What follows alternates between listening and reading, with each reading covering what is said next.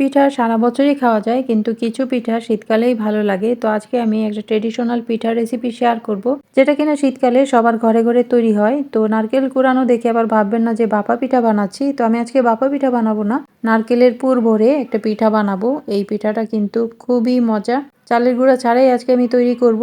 ঠান্ডা হয়ে গেলে ওই পিঠাটা শক্ত হয়ে যাবে না, আবার ভেঙেও যাবে না।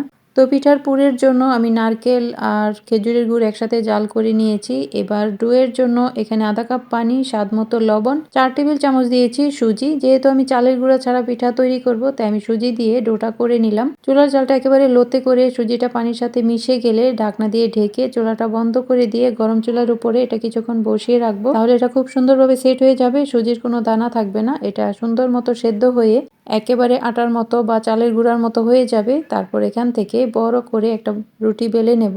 বড় রুটিটাকে আবার আমি ছোট করে কেটে নিয়েছি গোল গোল করে। তো যে কোনো ঢাকনা দিয়ে বা বিস্কুট কাটার দিয়ে যার যার পছন্দ মতো সাইজ অনুযায়ী কেটে নিতে হবে।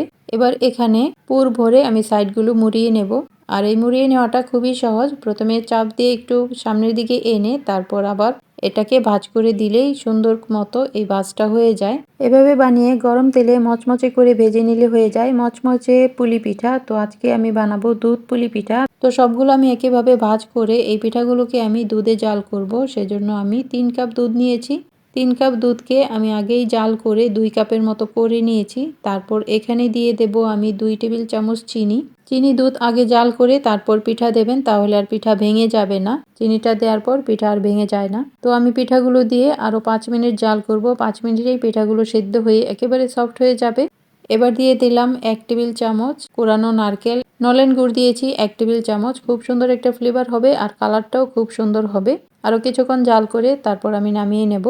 এই পিঠা খেতে কিন্তু অসম্ভব মজা হয় আর বানানো খুবই সহজ, কম উপকরণে বেশ ইয়াম্মি একটা পিঠা। তো হয়ে গেল দুধ পুলি পিঠা। এটা সবাই বানান আমি জানি, তো আমি যেভাবে বানালাম সেটাই শেয়ার করছি। তো যখন চালের গুঁড়া হাতের কাছে থাকবে না, তখন কিন্তু সুজি দিয়ে এই পিঠাটা বানিয়ে নিতে পারেন। চালের গুঁড়া থেকেও এই পিঠা আরো বেশি মজা হয় আর ঠান্ডা হয়ে গেলেও শক্ত হয়ে যায় না। তো এবার চলুন পিঠাটা আমি কেটে দেখাচ্ছি এটা কতটা সফট হয়েছে।